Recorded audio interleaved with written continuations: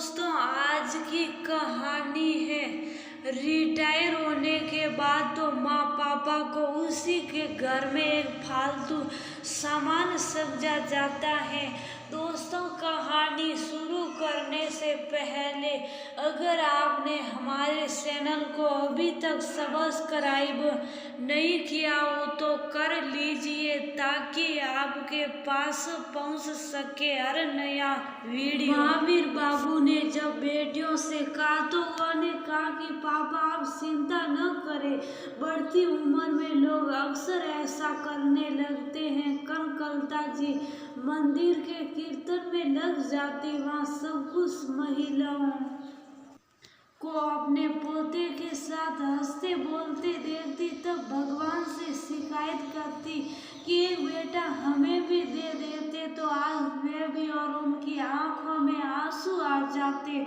एक दिन कनकलता जी कीर्तन के बाद मंदिर से लौट रही थी तो सीढ़ियों पर मैली कुसेड़ी साड़ी में एक महिला को बैठे देखा। उनको चेहरा कुछ जाना पहचाना सा लगा।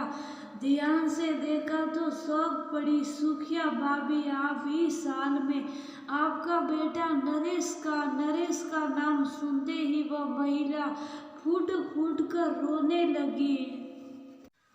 कनकलता जी अपने मोहल्ले की सुखिया भाभी को घर ले आई, उन्हें पानी पिलाकर कुछ खिलाया और फिर पूछा कि आपकी तो बड़ी हवेली थी, फिर आप इस तरह। तब सुखिया भाभी ने बताया कि पति के देहांत के बाद नरेश ने मुझे अपने संग ले जाने की बात कहकर हवेली बेचने के कागज पर मुझसे साइन करवा लिए और फिर पैसे के लालच में बेटी भी भाई के साथ मिल गई और मैं रिश्तेदार भी खाली हाथ वालों को अपने घर में जगह नहीं देते हैं। कनक उस दिन कनकलता जी ने जाना कि बेटा होना ही काफी नहीं है, बेटा नालायक निकल जाए तो बुढ़ापा दुखदाई भी हो जाता है। उन्होंने तुरंत अपनी बेटियों को फोन करके समझाया कि अपने वृद्ध सास ससुर का हाथ कभी नहीं छोड़ना और फिर सुखिया भाभी को अपने पास रख लिया। सुखिया के आने से कनकलता जी सैप उठी थी।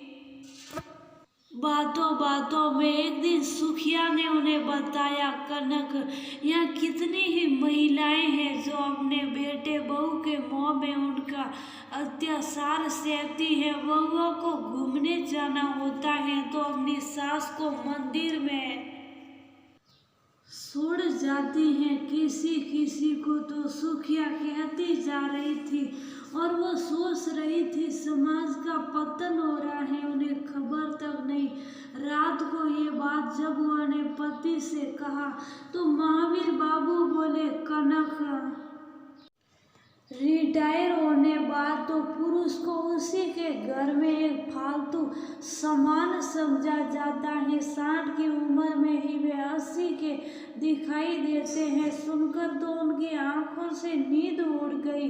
कनकलता जी ज्यादा पढ़ी लिखी तो नहीं थी लेकिन अपने अधिकारों की उन्हें पूरी जानकारी थी। बस अपनी उम्र वालों पर होने वाले अत्याचारों को रोकने, उन्हें जागरूक करने और उन्हें संबल बनाने का उन्होंने बीड़ा उठा लिया। उनके अंदर का भय और बुढ़ापे की चिंता गायब हो चुकी थी। महावीर बाबू ने कहा भी कि कनक अब तुम बूढ़ी हो, बूढ़े होंगे आप। मोदी जी 70 साल का होकर देश संभाल सकते हैं तो मैं 58 की उम्र में 60 लोगों को उनका हक भी नहीं दिला सकती। पत्नी की बुलंद आवाज सुनकर उस दिन महावीर बाबू शंकित रह गए थे। सुखिया के साथ कनकलता जी घर घर जाती, घर की वृद्धा को समझाती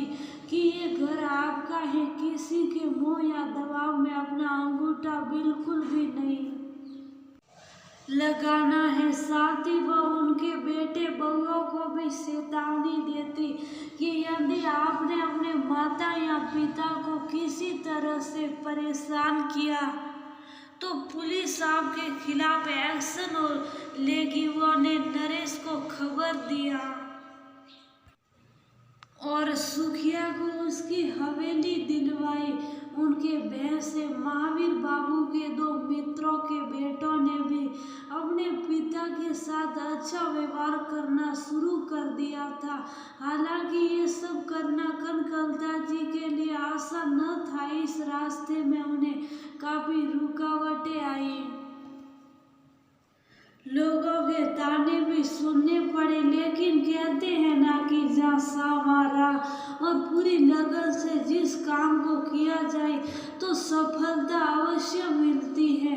महावीर बाबू खुद अपनी पत्नी के नए रूप को देखकर दंग रह गए थे। कनकलता जी के प्रयास से अब उस कस्बे के सभी महिला पुरुष वरद समान पूर्वक अपना जीवन जीने लगे थे। उन सभी के मुस्कुराते हुए चेहरे देखकर एक दिन उन्होंने अपने पति से कहा, ए जी मेरा बुढ़ापा तो सार्थक हो गया। और तब महावीर बाबू उनको मुस्कुराते हुए देखते हैं जैसे कह रहे हो, तुम जैसी जीवन संगिनी हो तो बुढ़ापे से क्या डरना।